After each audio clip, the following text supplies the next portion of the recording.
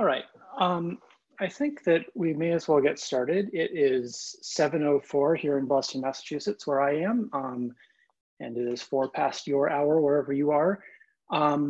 So I will give a quick introduction to our panelists, and I will suggest that folks who are on the webinar just say hi in the chat and maybe let us know where you're calling in from.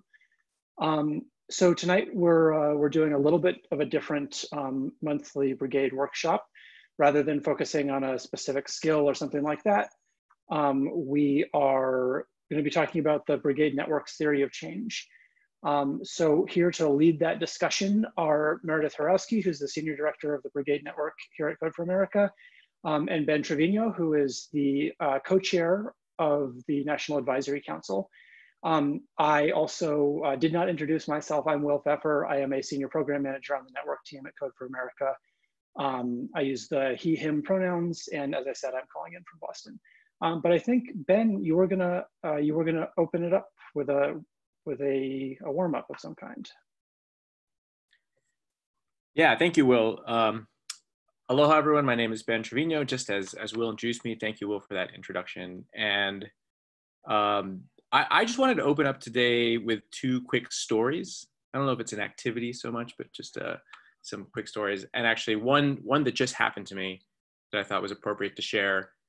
So in addition to the work that I do volunteering with Code for America and Code for Hawaii, in my day job, I work in government for a transit agency.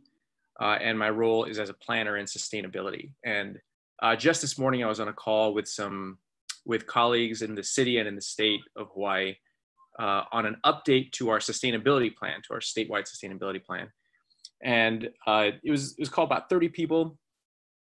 And the question at the time that was posed to all the participants was, what are the actions that we need to take looking forward into the future? This is a future-looking sustainability plan for 2050 that are urgent right now. What are the things that we should be doing right now? And somebody raises their hand and says, "Hey, I noticed a message on Ben's shirt, and I want to point it out to you because I think it's the kind of thing that we need to be promoting in our communities." And the shirt that I had put on in preparation for this webinar was my Code for America "No One Is Coming Is Up to Us" shirt. And so I thought it was relevant in just thinking about to some extent, the change that we're working on, it's in effect right now, right? The actions that we take are actively influencing what's happening in government, and it happens in unexpected conversations, right? I think that was powerful to note in just the kinds of places we can have influence and effect. So that's one story, and then my next story starts a little bit further back than this morning. Meredith, you could show the next slide. It is about when I was elected to the NAC in 2019. So I'm not from Hawaii originally. I moved here almost 14 years ago, but I do consider it my home, and I've picked up some things about Hawaiian culture. One of those things is that you don't show up to somebody's home empty-handed. And when I was elected to NAC and invited to participate in the onboarding for the NAC, for the National Advisory Council at the San Francisco office, I wanted to bring a gift. And I happened to be sitting just by pure coincidence with a friend of mine who owned a flower shop. And I was telling her about what I was leaving to do. I was about to go on a trip and this gift that I wanted to bring. And I asked her if she had any ideas for what I should bring. And I remember very distinctly what she said, because I found her answer so interesting. I had to explain to her, as someone who was not involved in Code for Hawaii, I'd explain to her kind of what Civic Tech was about, why we did what we did. And she said, I think you could bring these uluhe fiddleheads. And it's what you see pictured here on the screen. And the reason that she suggested these, she's like, there's kind of, in addition to them being beautiful and useful for floral arrangements, there's kind of 2 interesting things about them. One is that they're a keystone species. So in the ecosystem, they're ecosystem pioneers. and they're one of the first plants to grow out of bare and virgin lava flow. And so you see them very early in the process. And the other thing she said was these ferns, they can't be grown in captivity. And even when they're distributed through, stores like mine that are making floral arrangements, what it means, when a producer produces them, they're actually going into the forest and collecting them because they have to be grown in a natural environment. And I just thought it was such, for her to suggest that in just 5 minutes of me explaining what it meant to me to participate in this network and what I thought was important to volunteers, I just thought it was really appropriate. So I was very, very happy to bring this gift and offer it to my fellow NAC and network team colleagues. Then over the 4th of July weekend, I had wanted to go. So fast forward a year. This is this year, middle of COVID pandemic. Haven't left the house in months. And over 4th of July weekend, we had a window when our hiking trails were actually open because they've been closed for a lot of the year. And I had really been wanting to go into the mountains for a hike. And what a mountain is in Hawaii is if you don't know anything about Hawaii, they're all formed by volcanoes. And so the island of Oahu, where I live in Honolulu, is formed by 2 volcanoes, the remnants of 2 volcanoes, the outsides of which have fallen into the ocean. And you can summit these volcanoes on hiking, ridge hikes, and go over from one side to the other. And so my wife and I wanted to do one of these hikes. I think I'm still sore from the hike that I did over 4th of July weekend, which is how little I move around. So we went on this hike, and when we got to a certain elevation, I started to notice these ferns, and I was like, oh, I wonder if these are the same ferns that I brought to Côte d'Ivoire, and sure enough, they were. And never having seen them in the wild, I started to look more closely at them to see how they work, right? Like, how does this fiddlehead turn into the leafy fern structure? And I observed them. Meredith, can you go to the next slide? I observed how they kind of split up, how they sort of a fractal pattern of from 1 turning into 3, how that created a certain kind of spread and shade, how they unfurled, so how they multiplied and unfurled in multiple directions. And it was this really beautiful process of imagining the transition and actually observing the transition between this fiddlehead, which was really remarkable and beautiful in its own right, and then seeing what resulted, and watching that transformation happen. And as I was observing these mechanics, I looked up and saw what is on the next picture on the next slide, which is that one more slide.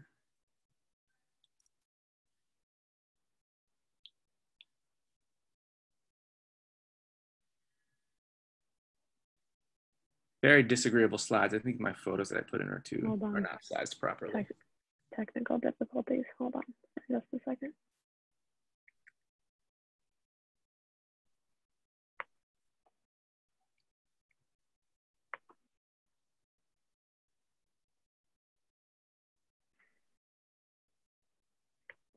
This one? Yes, that one. This is what I saw when I looked up. The entire hillside was covered in these things, right? The small process of a single fiddlehead unfurling, dividing, spreading out, and then replicating had covered the entire hillside. And on the next side, you can see the view from the summit, from the point in the hike where you could see over the edge of the volcano, from both sides, the inside of the volcano and the outside. And I was just taken aback. One of the things that we learn about, or that I've recently learned about in Hawaiian culture, is this idea of ho'ailona, which is you could translate to mean signs.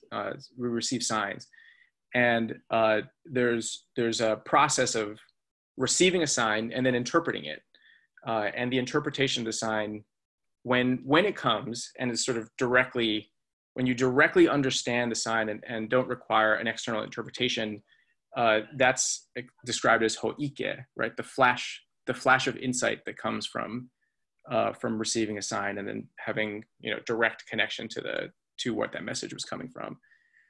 And the ho'ike that I felt at that moment was that I needed to bring this back to Code for America. That, you know, it was Code for America that made me aware and made me pay attention to this. And it was you know, I wanted to say as a powerful metaphor for transformation, but I think it's more like an instruction manual for change and transformation that you know, I was observing in that moment and really wanted to just bring back and share. So that's my story about this conversation of theory of change, particularly because the kinds of change that we pursue are so massive, right? They're huge systemic shifts that I think we are all ultimately interested in. You know, the kinds of forces at work are the kinds of scales that came up to me as I was experiencing this.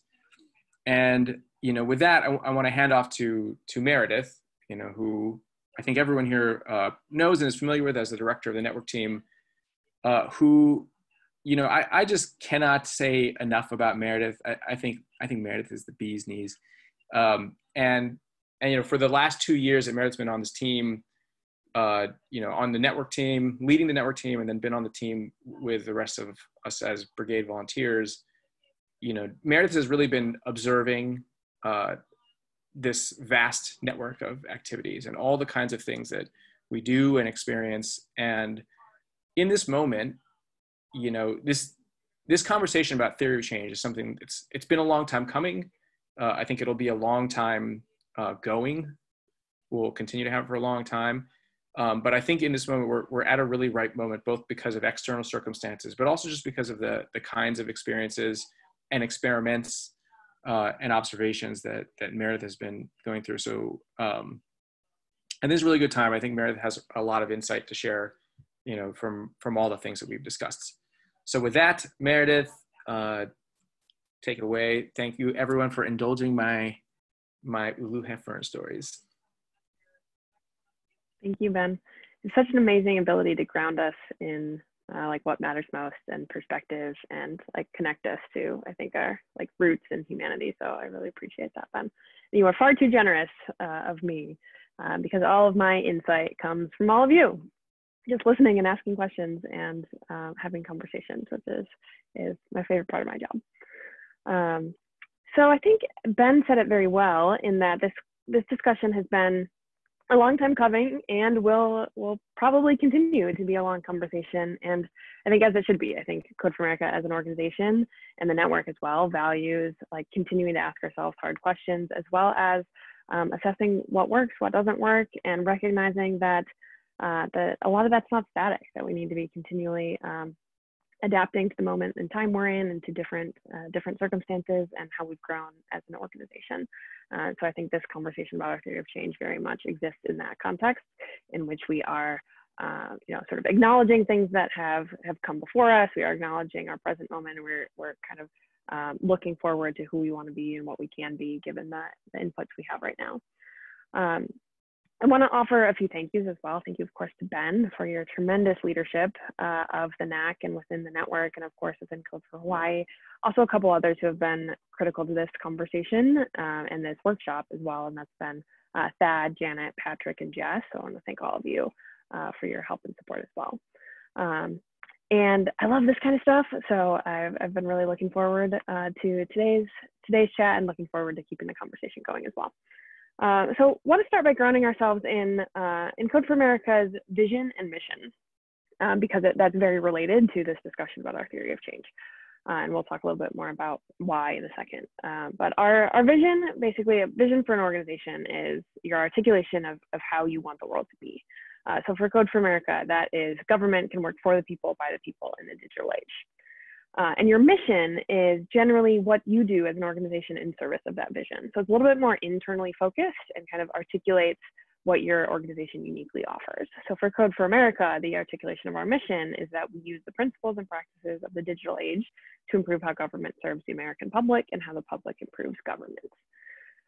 And both of these things, as well as some underlying operating principles and values, were created in a participatory process that included brigade leaders, brigade members, as well as staff, as well as some external partners.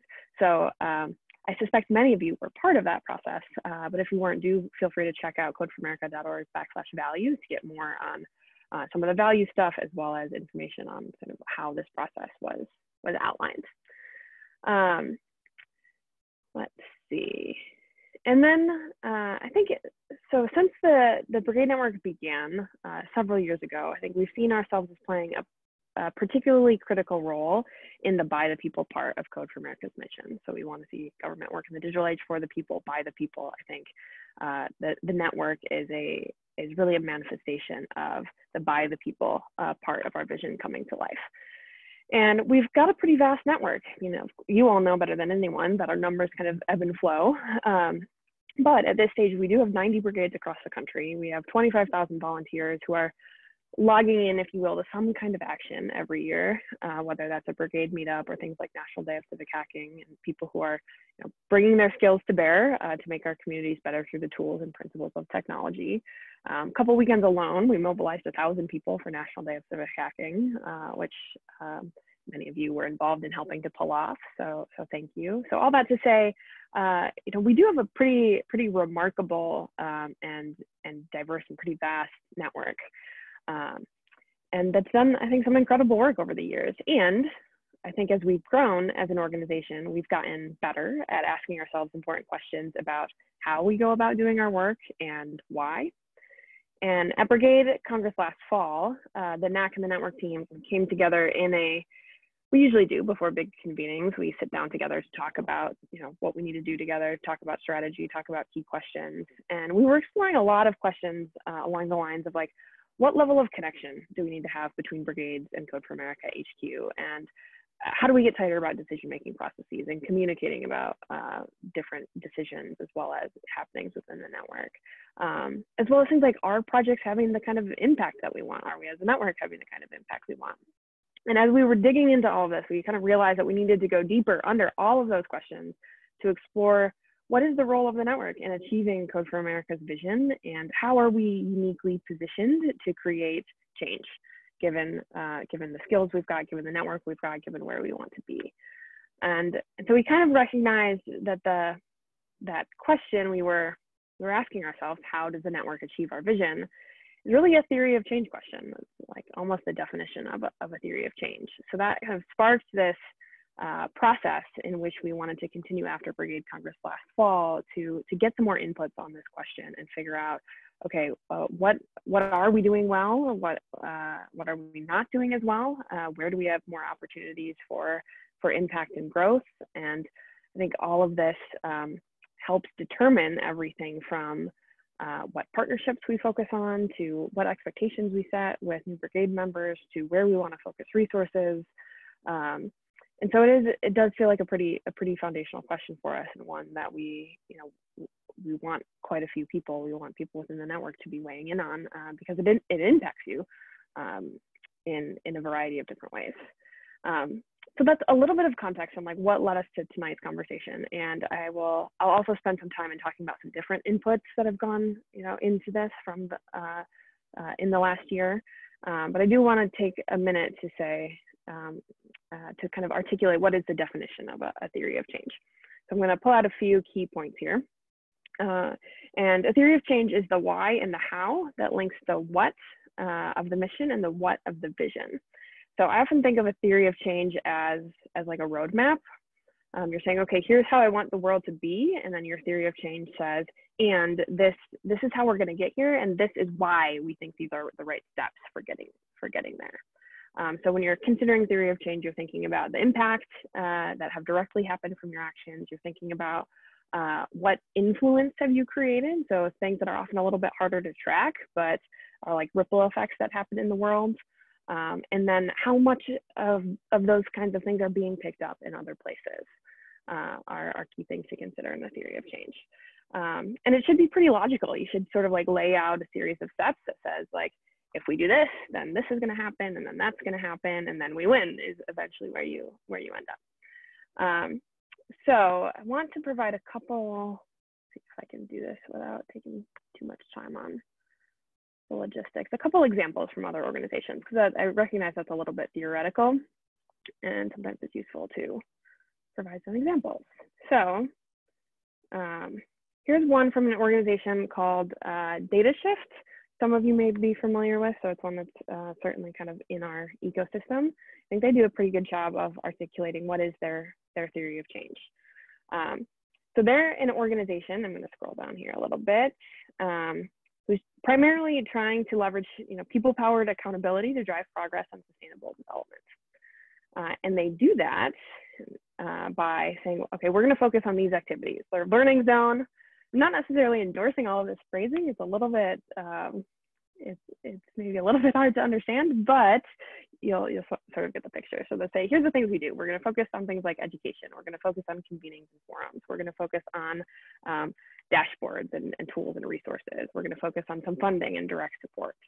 And they're saying all these things are going to support these specific changes. So we're going to increase capacity of community-based organizations to produce citizen-generated data.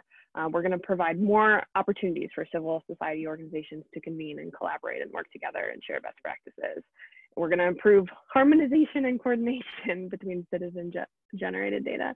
So they're saying like all these things we're doing, here's the change that those are going to create. And that change is then going to result in these specific outcomes. We're going to have increased coverage. What that means, I don't really know. More citizen-generated data initiatives across the world, enhanced complementary and comparability, more credibility. You get the picture. They're able to articulate, okay, of all the things we do, here's what's going to happen if we succeed in doing these well. And then all these outcomes support this overarching objective where civil society organizations can effectively produce and use citizen-generated data.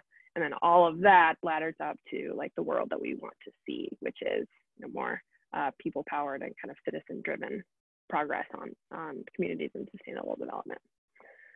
Going to share one more that is maybe a little bit less of a like paint by numbers approach to a theory of change, but an organization that many of you may be familiar with, which is the Sunrise Movement, which is pursuing a variety of different strategies, one of which being to get the Green New Deal passed.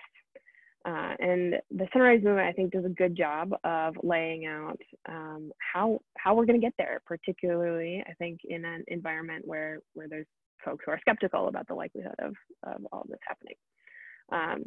So right here on their website, they say, 2017, all right, we're launching our movement. And you can see that they're just visually, they intend to do that in kind of a big and noisy way. I think many of us experienced that when we saw Sunrise coming to the fore.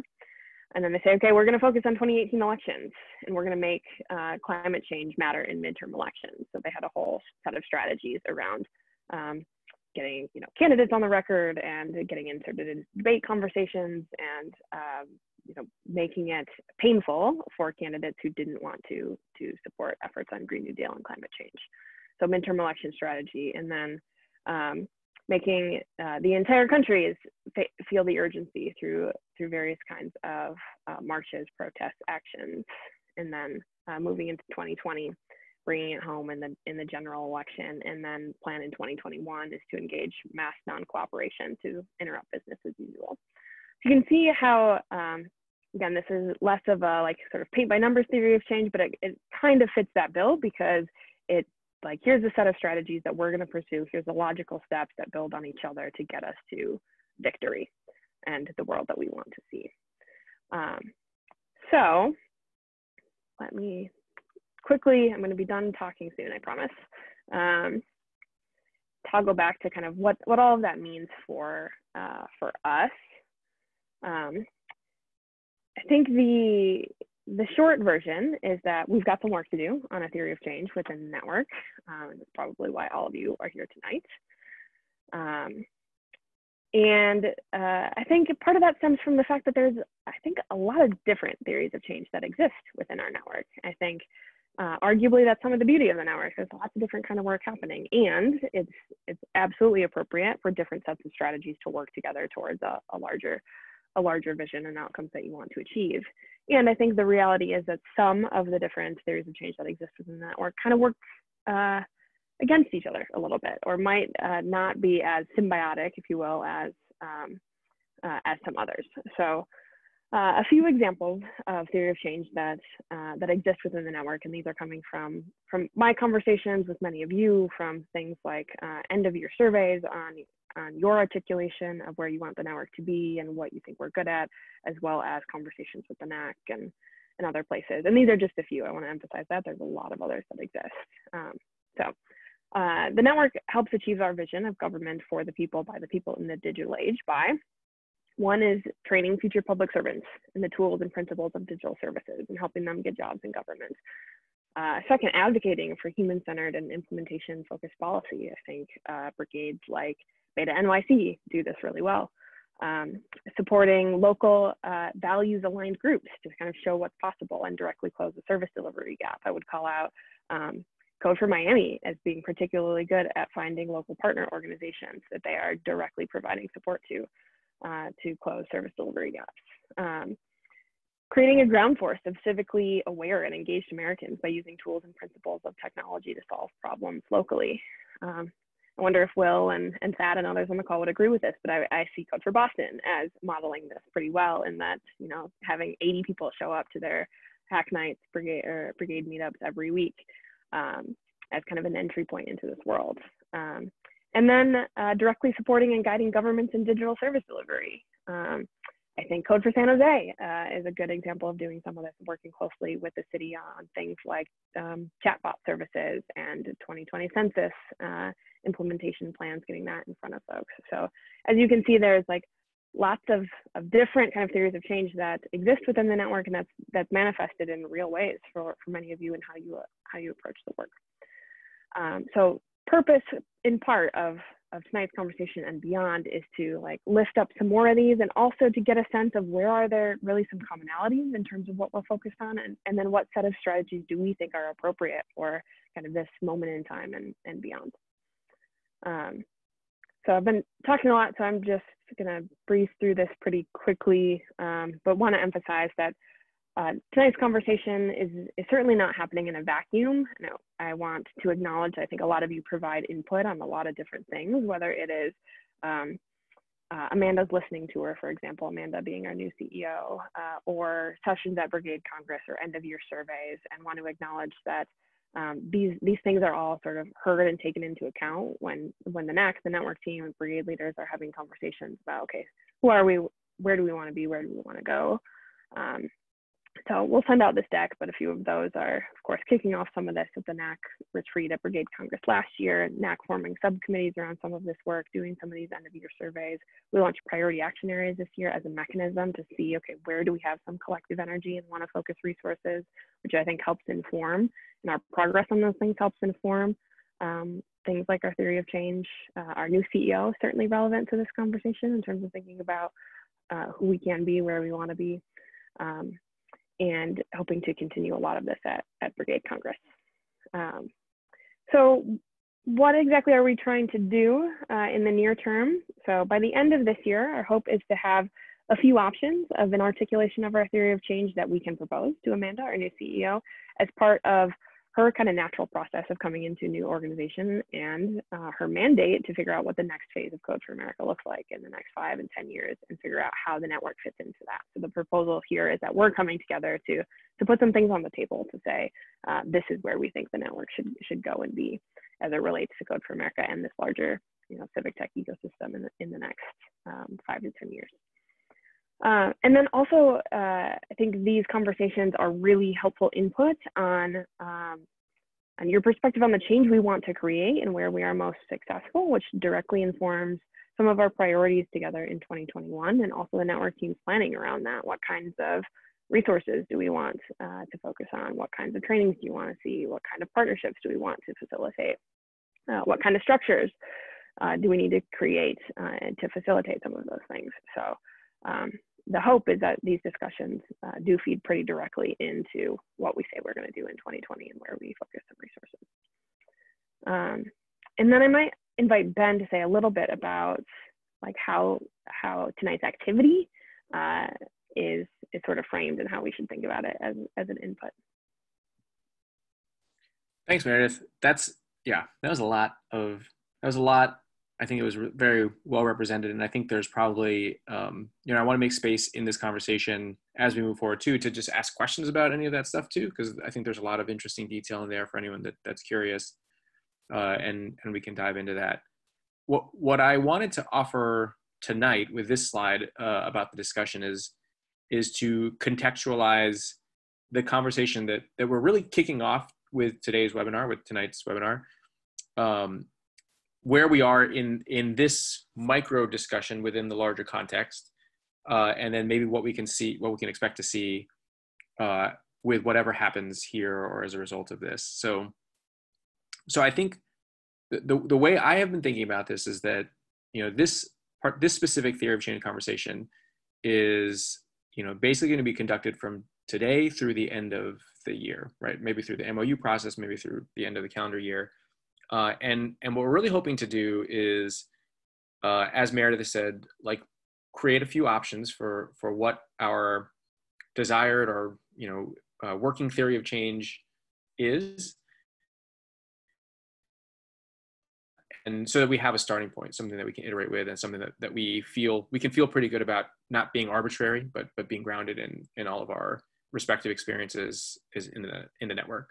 So this conversation, where we are right now, is based on it's conceptualized as a conversation that will be conducted over the next few months in 3 phases, in which we have an open-ended section where we're bringing in the new ideas, where we're trying to put ideas on the table, consider things, clarify what those ideas are, and really have this phase where what we're trying to understand is what are the options for things that we can discuss, and making sure that we really do understand what they are. So taking the opportunity to clarify.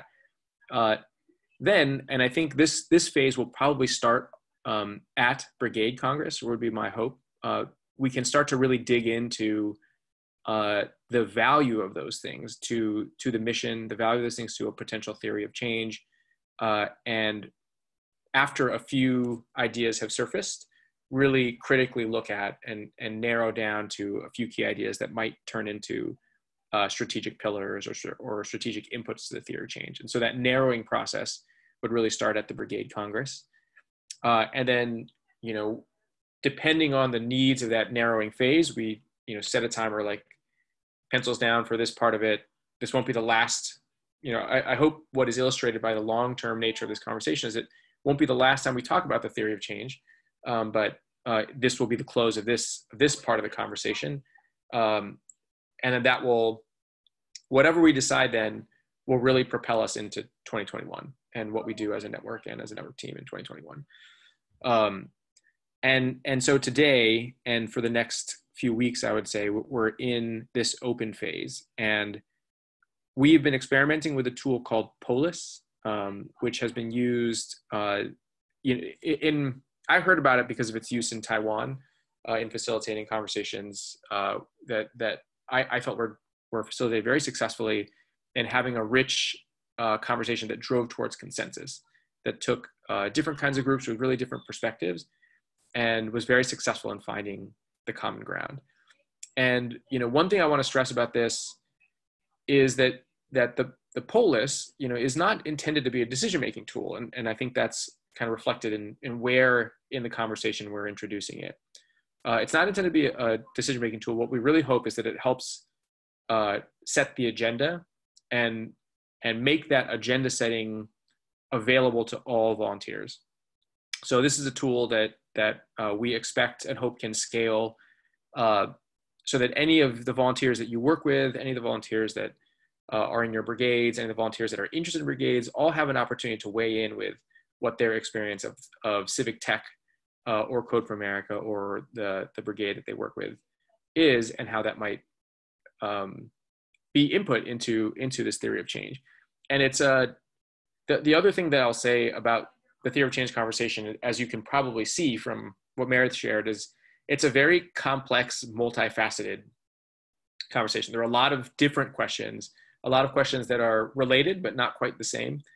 And I think we will, while this Pol.is tool addresses some of those things, it won't be able to address all of them. We'll need to either have different conversations about different issues, introduce new Pol.ises, and we're open to how to do that too. I think part of this conversation will be, really tapping the wisdom of this group on how to facilitate a conversation that brings in all the necessary input. But what I want to do right now is maybe show an example of a Pol.is. So maybe I can share my screen right now to explain what the Pol.is tool is and illustrate how we hope it will help us in this conversation.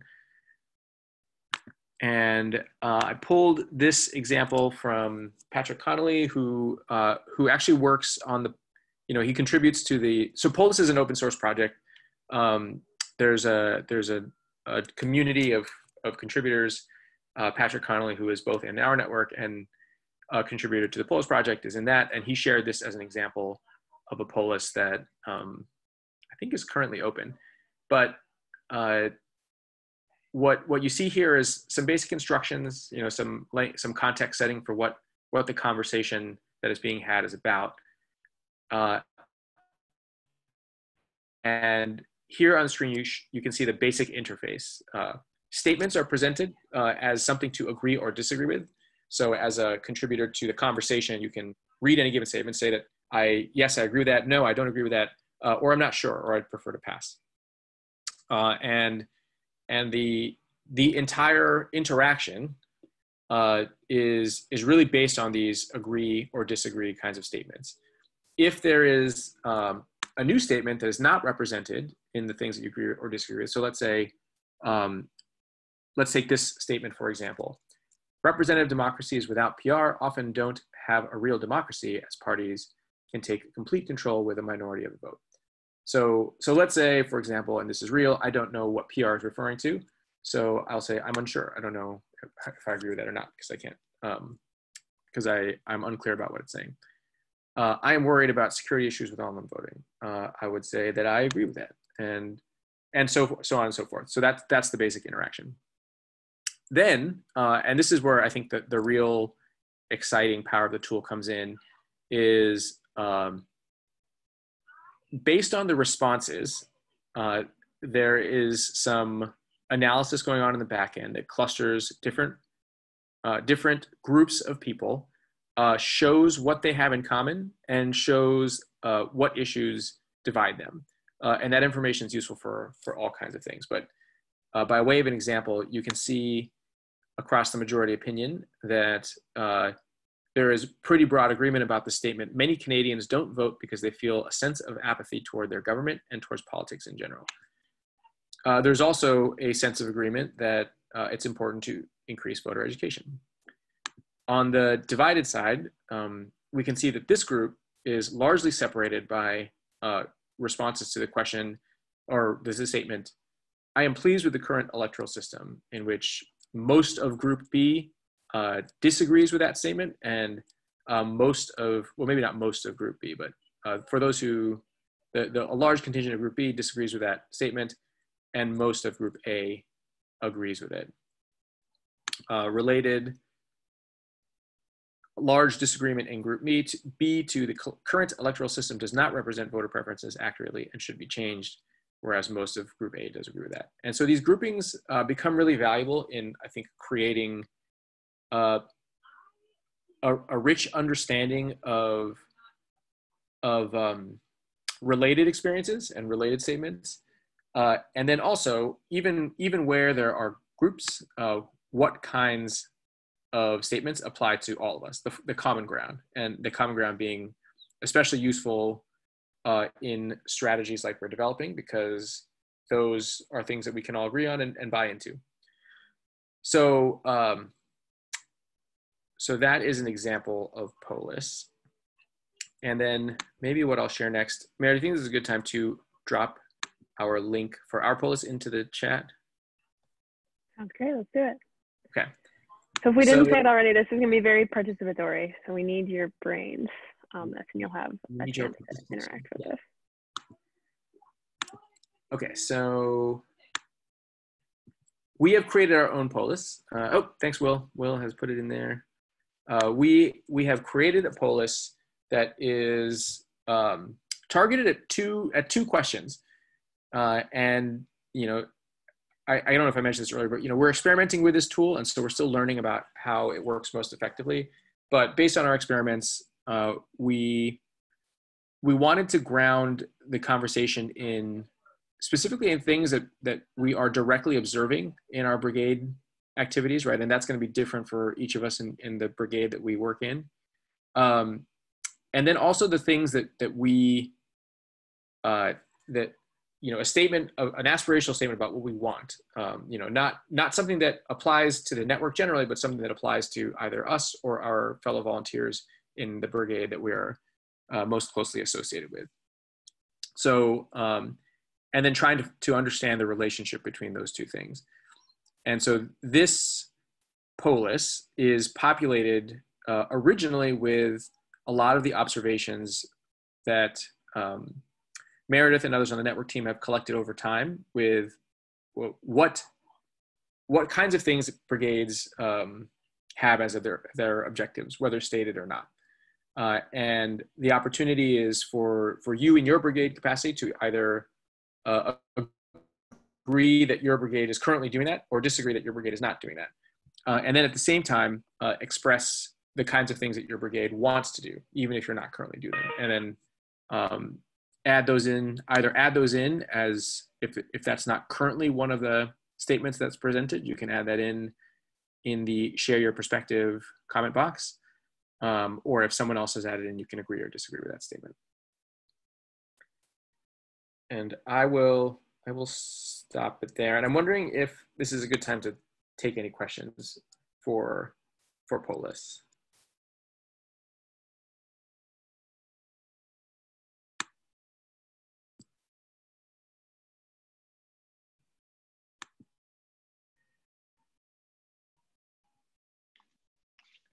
So folks can raise their hand for questions or feel free to type it in the chat. Jess just raised her hand and I'm going to press allow to talk. Thank you. So I am curious about when I enter a new statement into Pol.is, I am not seeing an ability to then vote on it. It's telling me that I've voted on all the statements already. Yeah. Does it assume that I'm an agreed if I'm entering it? Yeah, I believe so. That's been that's the conclusion that I've drawn from my experiments with Pol.is, is that when in that way that when you're writing it in, you're sort of making a comment. There's an implicit affirmation of that comment when you offer it. Got it. So I should stick to, if I'm going to stick to controversial statements, they should be controversial statements that I believe in and not that I'm posing it to be provocative. Yeah, and if you want to pose something to be provocative, I think I can, as the admin for this post, I can add that on the back end. Okay, I'll hold those then for you. Yeah, thanks, Jess. And to be clear, we are interested in provocative statements. Part of the goal of this tool is to really uncover where there is disagreement, because that's where there's really rich opportunity to figure out, okay, if there's a lot of disagreement between these two groups, what are the statements, what are the ideas that could unite them? So it almost becomes like a challenge to figure out where there is some common ground. Exciting challenge. So feel free to throw bombs in there, or maybe I should choose less militaristic language. Throw confetti in there.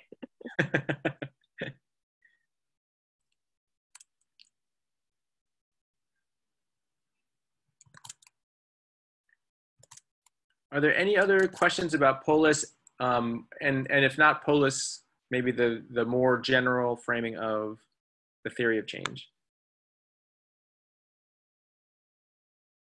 I'm seeing participation come in. Not quite everyone. I would encourage everyone to participate if you can.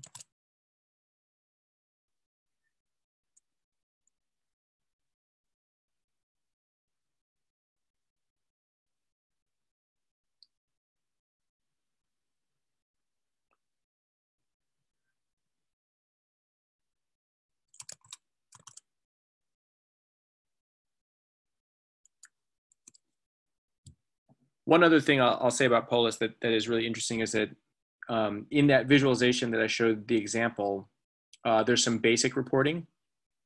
There's also an automatically generated report that's much richer than that, and we'll be able to send that out, generate that report and generate that link soon, so you'll be able to dive into the results even more deeply than what's shown in the visualization.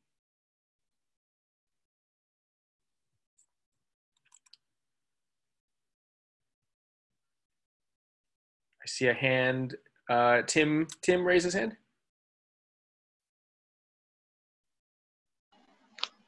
Tim, you are unmuted. Yeah, thank you, Ben.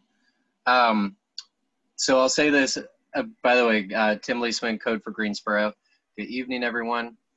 As I'm disagreeing with some of these statements, I just want to say, like, aspirationally, yes, absolutely. Our brigade aims to do certain things, but I'm disagreeing because we don't either have the capacity or whatever the reason may be. And so, like, there's going to be nuance in these answers where these are things that maybe we really want to do, but are held back by some sort of contradiction in our capacities or organizational structure. And so I just wanted to see how we're going to continue to engage and grapple with those things as we go forward, especially since as we get more and more perspectives in the Pol.is, those subtleties and that nuance could easily get lost in a big data visualization that just shows everyone in the brigade's perspectives. Yeah, those are good questions, and I will confess to not knowing, exactly how it'll play out, and I think this use will teach us a lot about the answers, what the practical answers to that questions are, to those questions, I should say.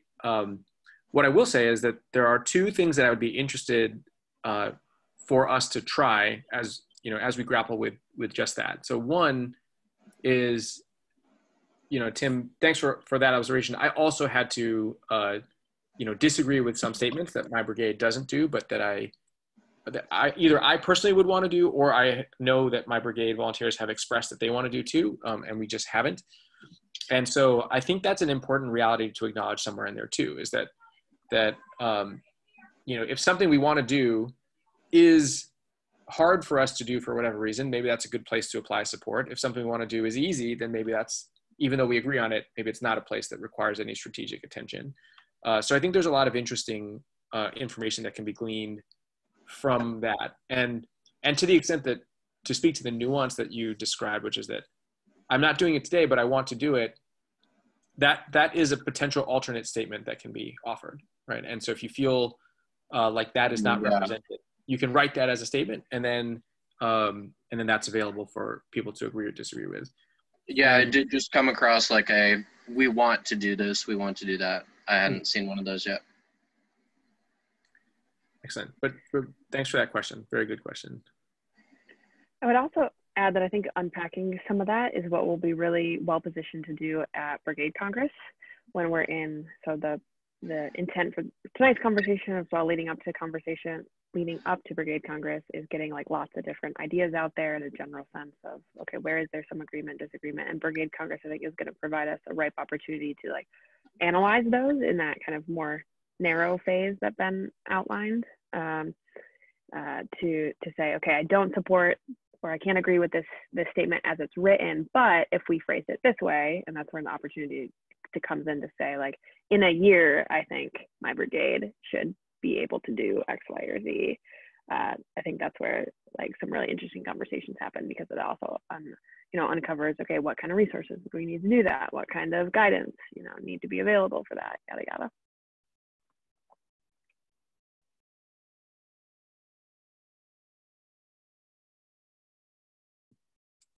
Yeah, I like that "in a year" phrasing. We hadn't even talked about that yet in our planning discussion around the Pol.is, but I think that's a helpful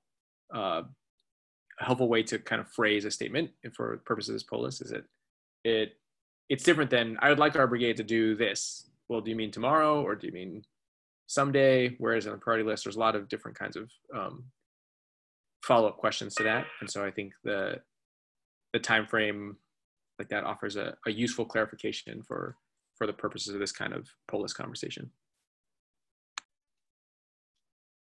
Arthur, I just unmuted you. Okay, can you hear me?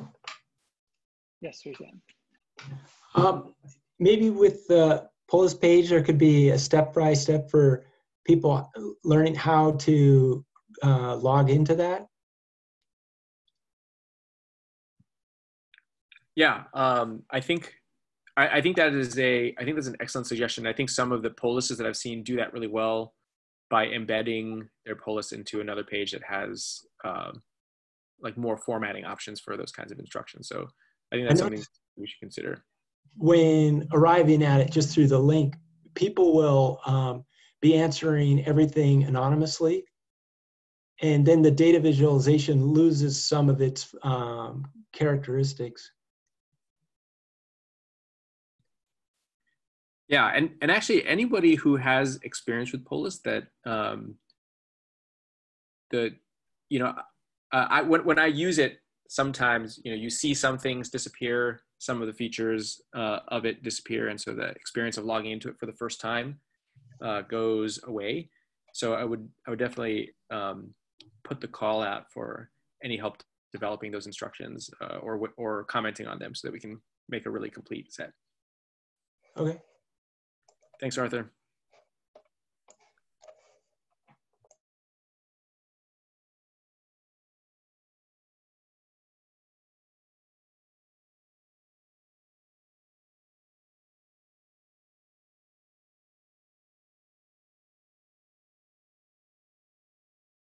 There's some really good ones in here. Nice job, y'all. I will lift up a question from Tim in the chat. Since we can't see the participant list, is it possible to see how many volunteers, CFA enthusiasts are currently participating? And how many we hope to have to engage in the coming weeks? So you should be able to see the visualization. So I would expect by tomorrow, if not sooner, the visualization would appear, which would give a rough estimate of participation. I think you could kind of see from the size of the groups, basically how many people are participating. And then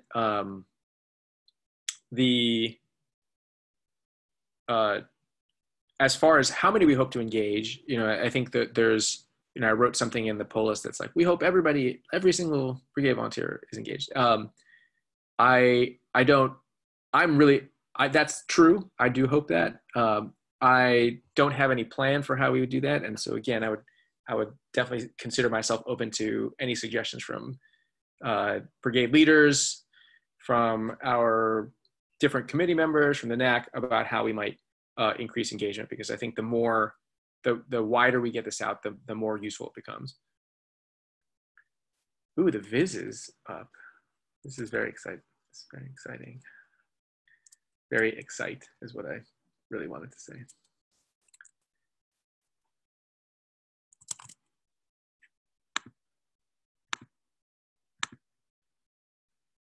Oh wow, yeah, look at this. Okay, here I'll bring it up on screen so we can see it moving in real time.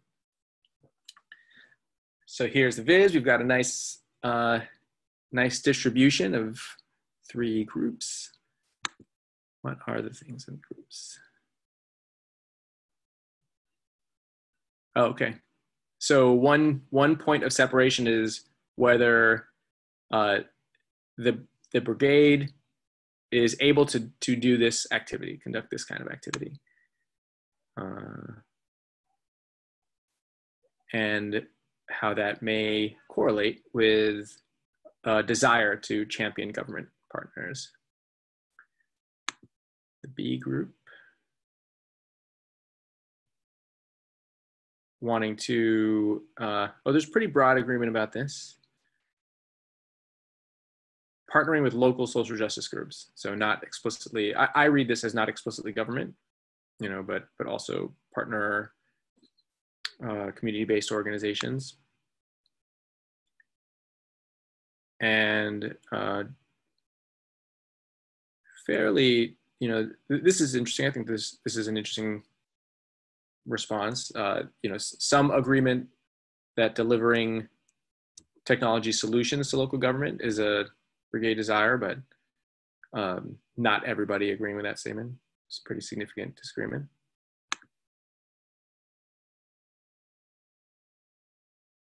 And then a group C that prioritizes amiable, I suppose, as opposed to, say, the ACLU kind of relationship with government potentially. Not to pick on the ACLU, just my ACLU friends like to position themselves that way. So sorry.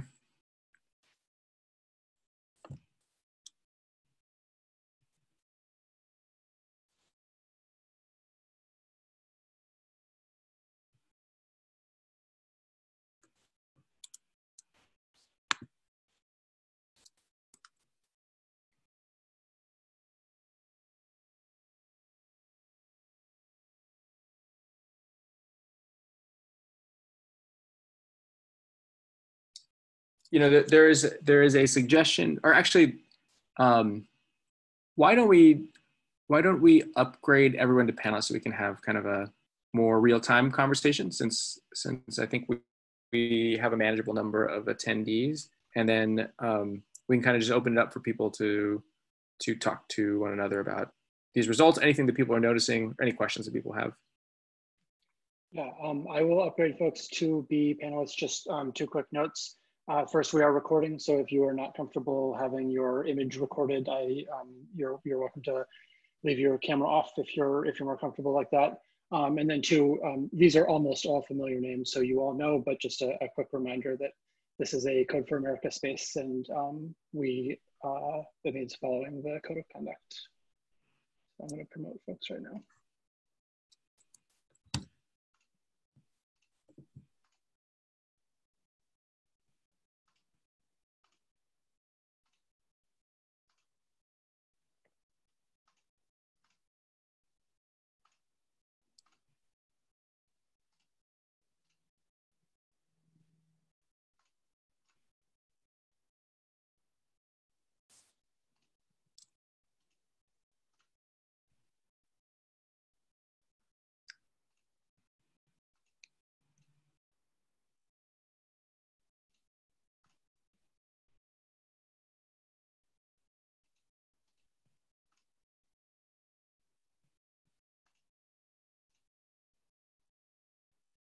I see Tim's question in the chat. Does submitting a statement constitute an agree response? I believe so. Tim, I know you just joined as a panelist, so in case you couldn't hear that, I believe that the answer to your question is submitting a statement does constitute an agree response to that submitted statement. Yeah, I've had to rephrase some of mine to make sure that I'm actually recording the agree that I intend.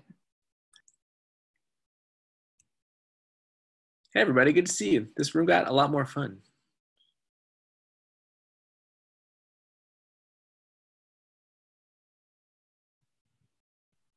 Some solid Code for Boston representation in my upper right. Hey y'all.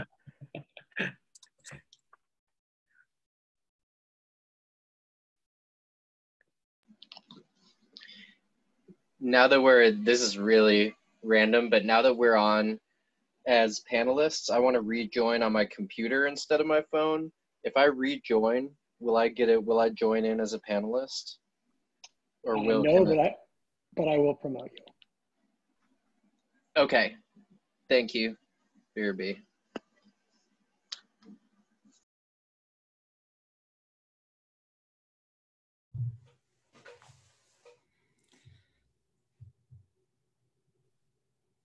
Hey Matt, I see you unmuted. Yeah, I was just setting things up. That light was initially very harsh. I have to like turn it up during the day when the sunlight's coming in the room, and then I turned it on just now, and I'm like, whoa, I look very ghostly. The Irish skin and lighting they're not friends.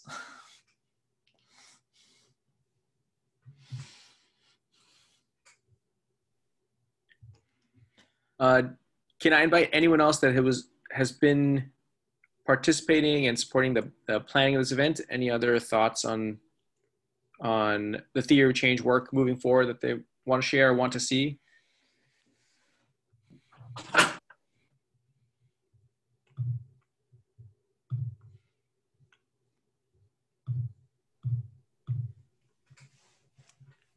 I guess one of the things that came up a lot in our conversation leading up to this session was a lot about sort of keying this conversation to the relevance to the broader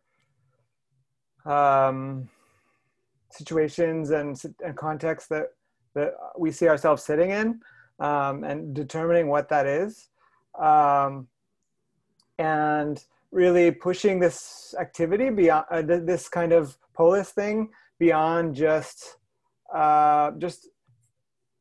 sort of drawing out from what we're already doing, and kind of thinking about where we can really make changes that we see as relevant and part of what we want to see in the world. Thank you.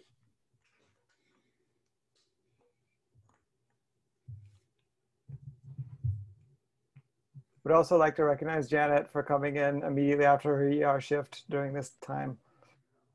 Wow, that is dedication, Janet.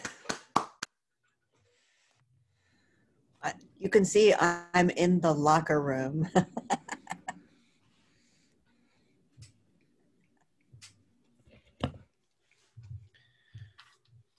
believe I am a panelist to answer that question, Will. Yes, you are. You must have logged in using the same email address. Imagine that. Yeah, imagine that.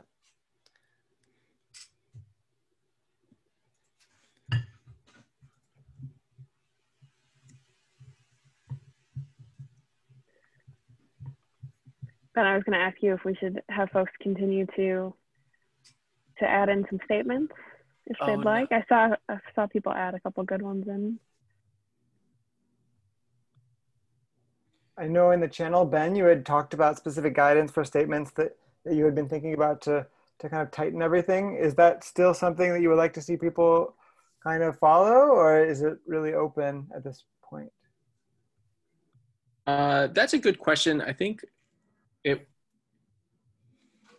to answer that, I would like to review. I think I need to look closely at what people have put in so far and how it's helping sort out where we're at. What I had proposed, I think what Thad's referring to, is that I had proposed that we start, or at least try to seed the conversation with statements that are like, my brigade does this, or my brigade wants to do this, and center on those two types of statements. And I think one, the my brigade wants is the kind of statement that we can see broad agreement on and then propel us forward. And then my brigade does can show us what are the dots that we need to connect to get there, and give us some information about where brigades are at, what their current capabilities or positions are.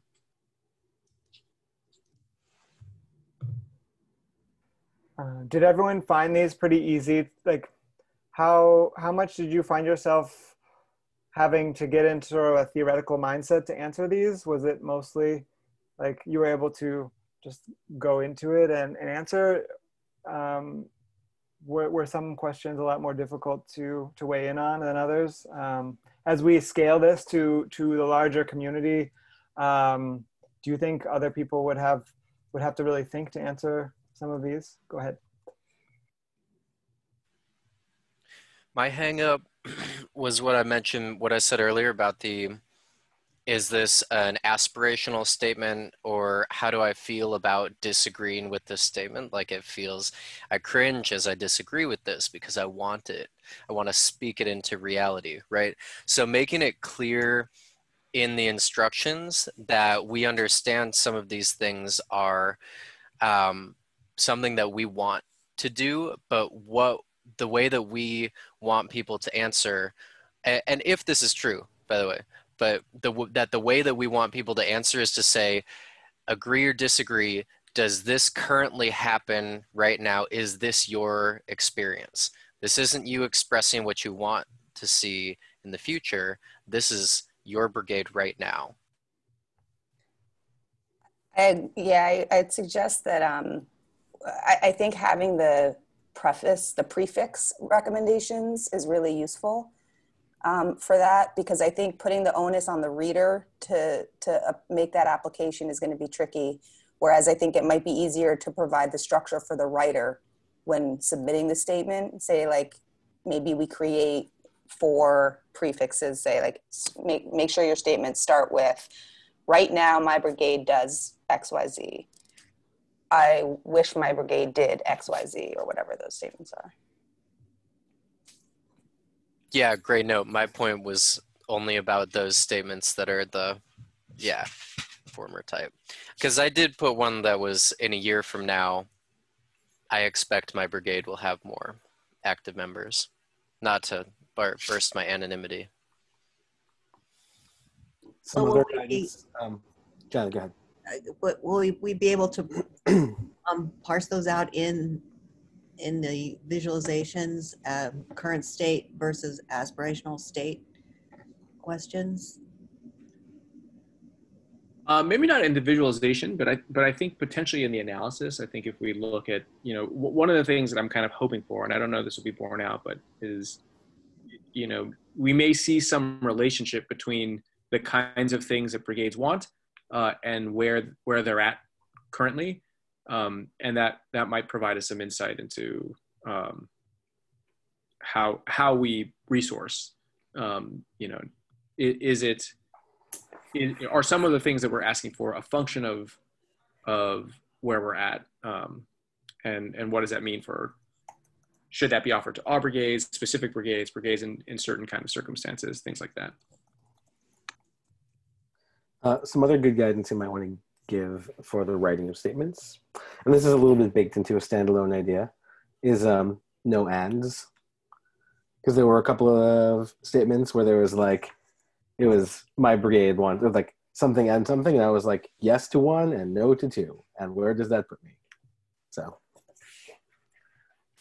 Yeah, that's really good. Specifically the one about products and principles. So I'll also out myself there. So like, we don't really promote products, but we definitely promote principles. And like, where does that leave me with an agree or disagree? Yeah, love that. That's really helpful. And I saw a lot of head nods earlier on Jess's suggestion to do, maybe provide 4 template prefixes for writers. So I think both of those, I will take both of those and attempt to implement. I think that's a good idea. And I think that it's helpful to, the UI that it gives you when you enter it does like make it clear that it should be a pretty simple, direct, like single idea statement. But, I've noticed a couple that, like, there was the one about should partner with local community-based organizations. It is sort of unclear if it means like we should be partnering with them or we should be partnering with them instead. Like it is tricky to write a very clear sentence with only one interpretation. And if you don't want to agree with the statement that you're submitting, you can also always open an incognito tab and submit it that way as an anonymous submitter, just to kind of further distinguish things. And Ben is the administrator of this Pol.is and has kind of the ability to turn off questions that we don't think are too hard for the reader, for instance. I imagine that at some point we will take that process. Hey Ben, you're going to see a lot of trash in there. It's probably from me, because for a while I was using that perspective box as a comment on the card in question. I blame staying up late and watching some of the debate last night that turned my brain to jello. Yes. Yes. But yeah, so I don't know if there's like, it wasn't until I saw, please remember statements are displayed randomly and you're not replying to directly other participants' statements. I was like, oh shit. So if there's a bunch of nonsensical stuff that seems disconnected, it's probably for me. Don't. Now I know who to curse Who curses? Yeah. No, when So we don't have the ability to undo our questions. Sort of. I can go through the moderation and take things out. So if you see one that you'd like removed, but it kind of is hard to go back and pull out the ones that you contributed. What are these like charts on the visualization? There's like a little bar chart that seems like it's filling up. I think that so in the bar chart it shows the total respondent space, you know, and there are 3 colors, and then I think also potentially some empty space. So if people have not responded, but the colors, green is an agree, red is a disagree, and then gray is someone who answered pass or unsure.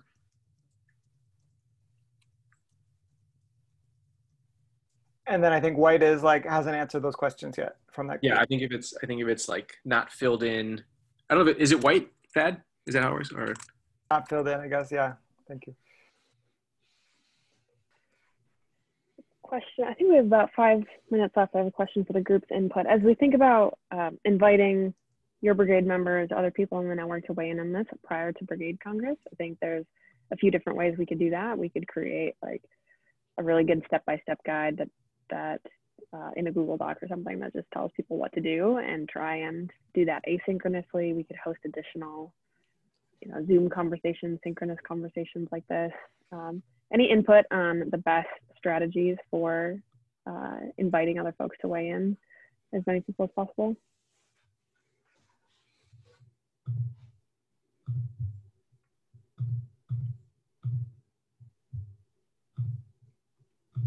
one immediate thought that I have, or I guess a question for people who are on this call and not already in our planning group, would you object to being added to a Slack group where we can kind of have a conversation about how to tweak this and continue to develop the conversation? Sounds good to me. And just to kind of explain a little bit of context about the scaling that Pat gave us from Code for Toronto, Open Toronto, I don't remember.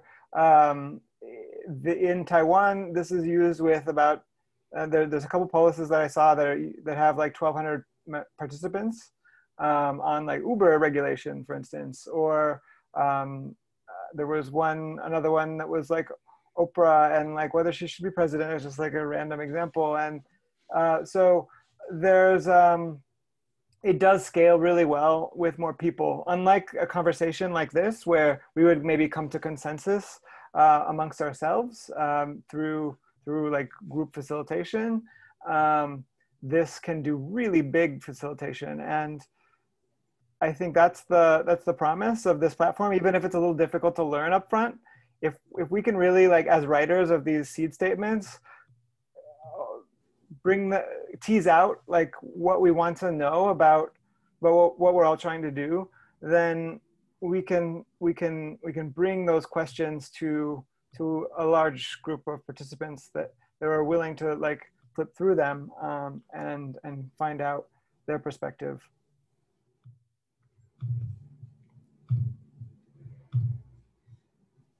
Yeah, I think that's really well said, Dad. And one of the things that I really hope comes out of this is that we have another tool in our tool belt for, you know, for a network that's the size of this brigade, you know, that has the size and footprint of this brigade, that we have tools that really allow us to, you know, to reach into all different corners and invite all those voices in. And I'm hopeful that through these experiments that we'll have a tool like that at our disposal.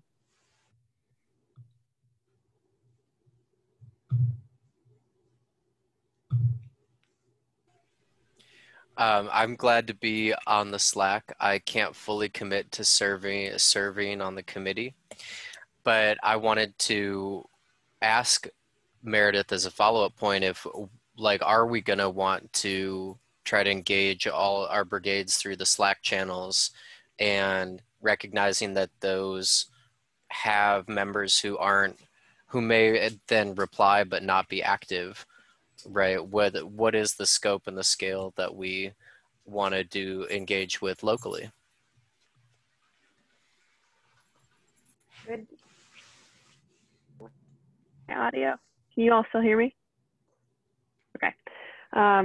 Great question. Let me take a swing at it, and then please, others, feel free to just contradict this or provide another opinion.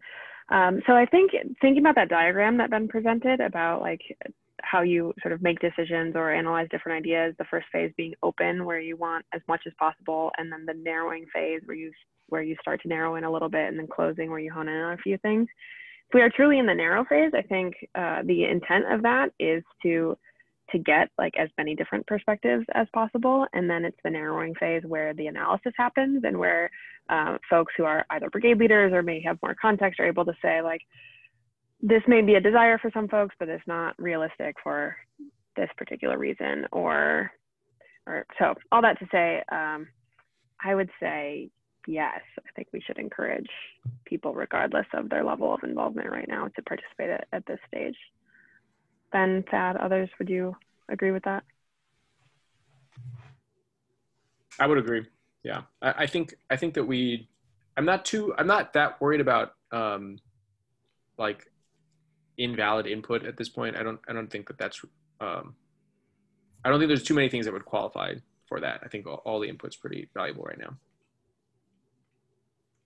Harlan?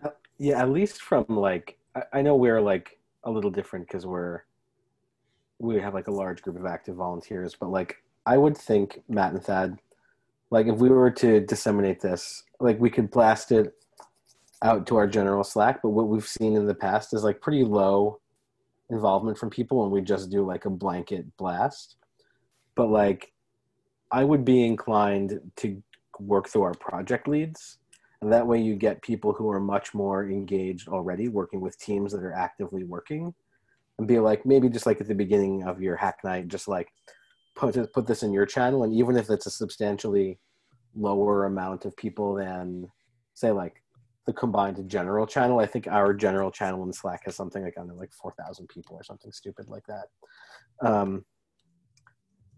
You're getting more targeted, and you're leveraging like the relationships that the project lead has built with their project team over time. So it might be a better source of leads to do that way, at least for us. Yeah, I think totally. And one of the things that Pat from Toronto reminded us is that you always have, with any web tool, you're going to have people voting. Some people are only going to vote. Some people are going to be more engaged and like want to put their peace of mind in there. So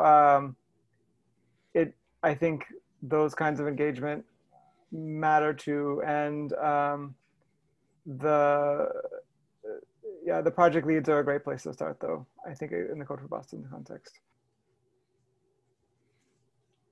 You know, one other thing that I proposed in our Brigade Content Congress or Brigade Congress Planning Committee too is that, you know, in a world where we were able to do individual brigade meetup outreach, where like potentially someone could go to each brigade meetup and talk a little bit about Congress, I think this would be a great thing to promote at the same time, because two reasons. One is that it allows a volunteer to, you know, put something of themselves into the larger network conversation, right? It's an easy way in just by providing their input. And then connecting that to, this is a conversation that we'll be having at Congress. So we can draw that connection to bring people into the Congress as well. So if anybody, you know, as we also are simultaneously talking about Congress, maybe we can talk about them together.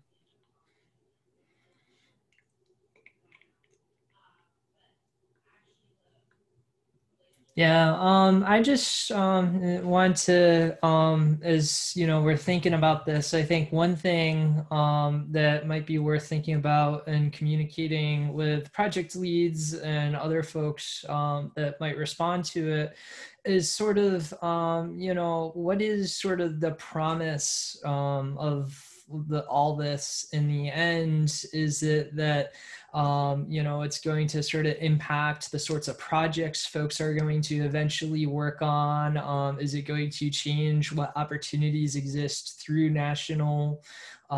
Because I think that, you know, we have a bunch of folks in Boston like Thad and Harlan, and I think there's a couple other folks that get a lot of stuff from national. And one thing I've struggled with is sometimes getting other folks in the brigade to engage with national stuff. It's sort of the inverse of the politics problem, where like all politics is national and people think the local stuff is the national. It's like with brigades, it's like all brigades are local. They see like sort of Code for Boston is the face of Code for America, and would definitely love to think about like, okay, as Code for America sort of turns the aircraft carrier or whatever non-military metaphor we want to use, we can maybe also think about how is this going to impact us here in Boston as we provide this feedback?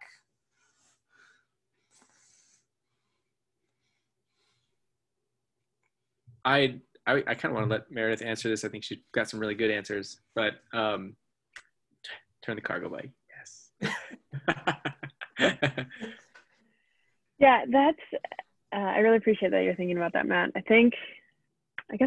There's two parts to this. One is like, what is the reality? And two is how do we communicate it, which both feel like important questions to answer.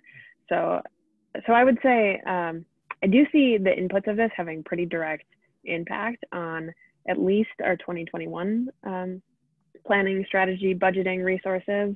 And if we're effective in incorporating this into like the larger process that our new CEO is looking at, it has potential to impact like, what do we see as the future of the network, and what are the things we want to double down on? What are the things that feel like we kind of need to leave them in the past?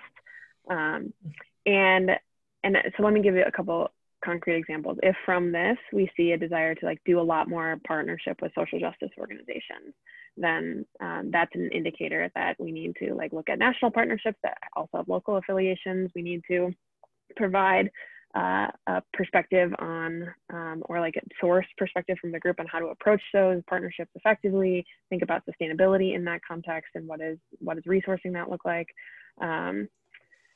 Yeah, I think you could do that for kind of all of these statements, is like draw out what is the implication of this being a priority. So I think I see it having a real impact on 2021 planning and resourcing, as well as larger conversation about like the narrative of Code for America in the next 10 years. And then the challenge of like how to communicate that to the average brigade member is, I think, a bigger one that we have had forever and haven't figured out how to crack, but would love to keep talking about it. Meredith, I might invite you to speak about the other examples from like the Lawyers Guild, something like that, at this point, just to give a sense of, I know you have a lot of experience in a lot of these other spaces, and maybe, I don't know, do you think that something like that, your example, I know it came up in a pitch that you made a few months ago that I'd seen. Do you know what I mean? Yeah, let me ask you first, Dad, do you like that example? I do, and I think that it's figuring out how the brigades can see themselves in something like that is what we hope to find from this activity. And I think it can happen. Like from all of my interactions at Code for Boston, I think we can find our way to those kinds of, that kind of relevance, say. But it takes some drawing out and exploration. Sure. Okay.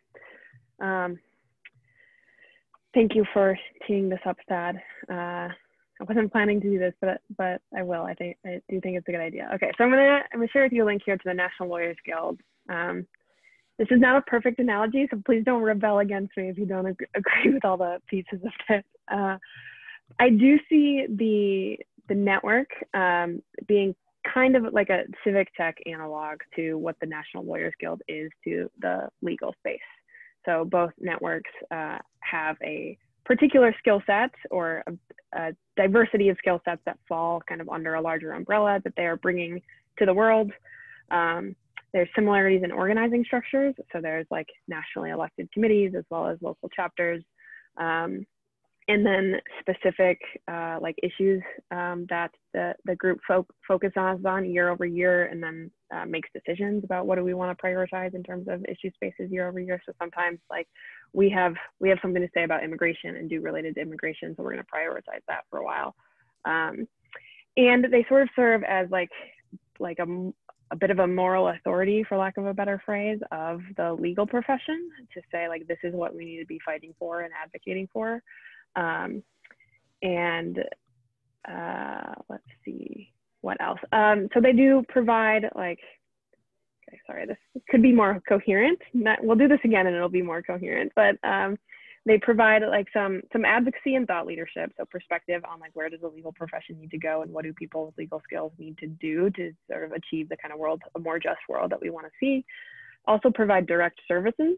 So lawyers will show up to protests, for example, and be the legal observers to protests. And so when folks are doing nonviolent direct action and getting arrested, there are people on hand to record that interaction, to meet you at jail, or when you come out of jail, to support you in that.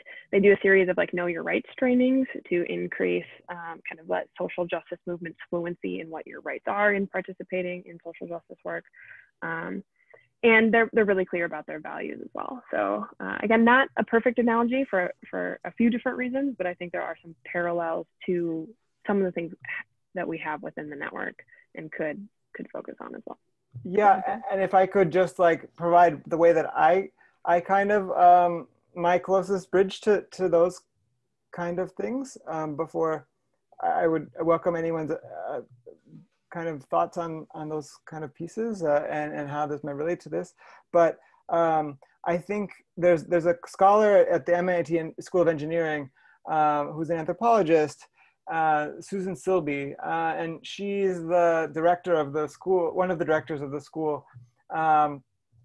They just opened about a year ago, 6 months ago.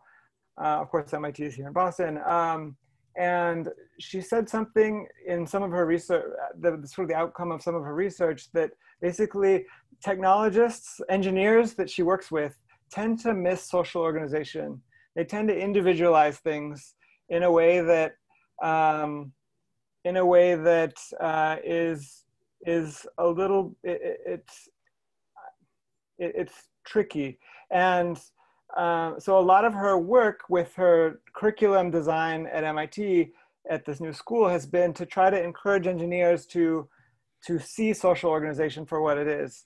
And what I see in this legal, National Lawyers Guild is a similar orientation to what I think is what we do at Code for Boston or Code for America really well in our brigades, is like helping volunteers come to see that social organization throughout the governments we work with, throughout the nonprofits we work with, throughout a lot of these partners and partnerships.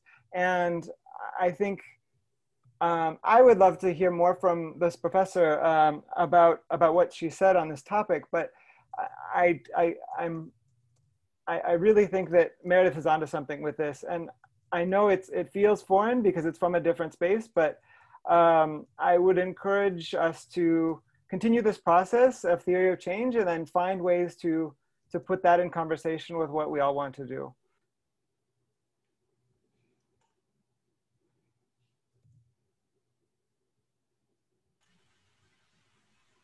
I like the analogy. I could say more about that, but Harlan, I didn't mean to cut you off. No, go ahead. I have a somewhat different tack of questioning. I know we're a little bit over, but I'll try to keep it brief. So please go. Oh yeah, we are. Okay. Well, I could formulate these thoughts better and share them later, but in the same way that the NLG probably attracts a certain kind of lawyer, we attract a certain kind of technology professional, right? And it seems like the National Lawyers Guild then has also done a good job in their history of broadening the scope of that to move beyond that specific type of progressive lawyer where they were that they were founded to advocate for and represent, and become a more broad legal resource, and one that is well known and well seen in the current movement, right? So like the hats of the legal observers are really distinct and appreciated in our, when I've been out in direct actions lately. And in that way, I think that the way that they act and interface with their profession is a really great thing for us to take lessons from. And bye, Cece.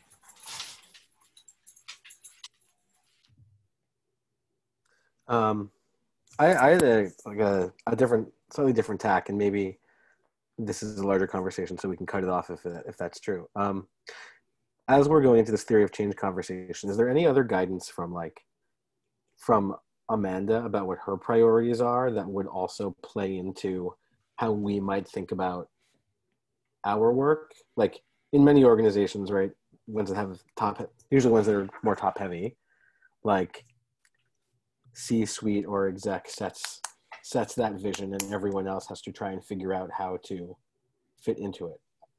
I don't get the sense that's 100% what's happening here, but I'm wondering what other inputs there are that go into this from like HQ. Yeah, great, very thoughtful, astute question. I don't want to speak too much for her, and obviously this is being recorded, so yeah, sure. So she can correct me if I'm wrong in any of this. I'll ask for her feedback too. But I mean, my experience of Amanda is that she's very much like leads from the heart, and it comes from a background of like movements, politics, and organizing. So very much understands the role, the impact, the potential of the network, and is like, she's shared with me at least that like it's the thing that convinced her to come to Code for America, because she was like, this is awesome. So I think she's very much on board in working with us and the network to figure out like where do we fit into the next phase of Code for America. Yeah, what do we want to prioritize? What do we, what focus do we want to add to the work? The specific thing I'll offer is that she's recruited this firm. They're called Hadaway Communications. Feel free to check them out. They do some narrative work with a bunch of different types of organizations to do a narrative process with Code for America. So that's included some workshops, which some brigade members have been a part of. Harlan, I think you were in one of those. So to do some workshops, there's also going to be more opportunities to participate in those workshops, surveys. That's going to help us articulate, okay, like who are we as an organization? And it's of course a process that she's really invested in as well.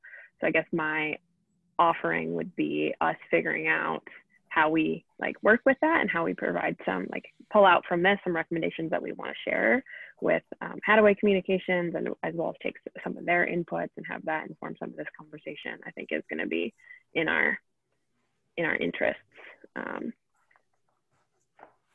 Yeah, I hate to just like trail off, but happy to take questions on that. But it's a good, astute question, Harlan.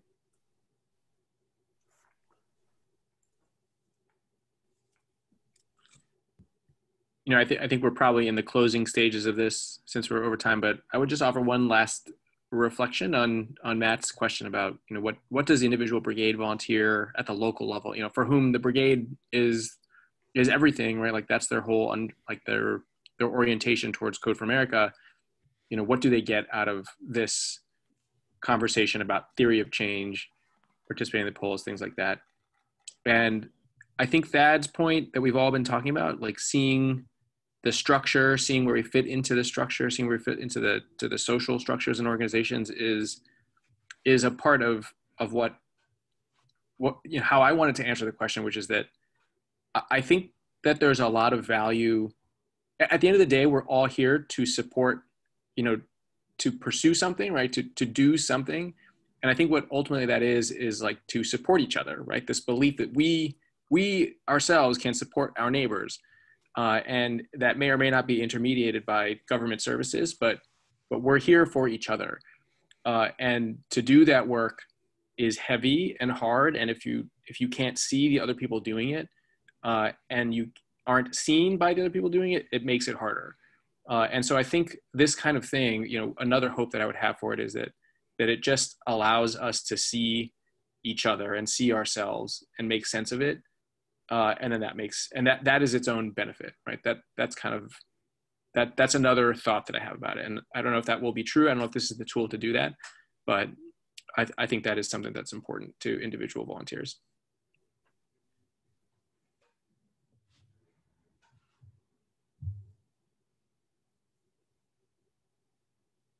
Janet, you haven't spoken very much. If you have any closing comments, that would be extremely welcome. But I just really wanted to thank Ben and Meredith and Will also for facilitating, for setting up this conversation and doing it in a respectful way to the whole community. I have caught Jello brain from Harlan just by being on the Zoom call. No, it's great to see everybody. It's important and it's difficult because it's just sort of strange, but yeah, thanks for being here.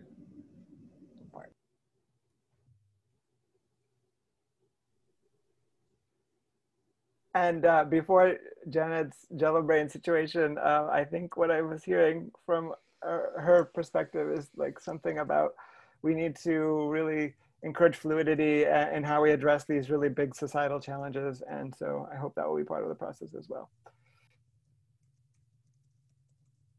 Thank you, everyone. Anyone, any other closing? Great to see you all. Really appreciate all you do on so many different fronts.